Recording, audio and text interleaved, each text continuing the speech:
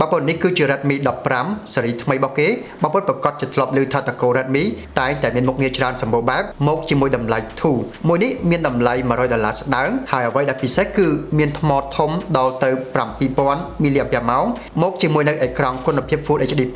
ល្បឿន 144Hz ថាមពលថ្មទំហំយក្ស7000 mAh នៅក្នុងរូបរាងដ៏ស្ដើងល្មមប៉ុណ្នេះគេអាចធ្វើបានវាអាចកំដរយើងបានដល់ទៅ2ថ្ងៃទៅ3ថ្ងៃមិនងាយអស់ទេហើយក៏អាចសាក់ថ្មចូលបានលឿនល្មមដល់ទៅ33វ៉ាត់នេះគឺជាទូរស័ព្ទធំអេក្រង់ធំកាន់បានពេញដៃទំហំដល់ទៅ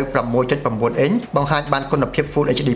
ល្បឿន 144Hz Redmi 15មកជាមួយនៅ chip Snapdragon 685មាន RAM 8GB ដែលអាចបូកបន្ថែម 8GB ទៀតស្មើ 16GB memory ក្នុងម៉ាស៊ីន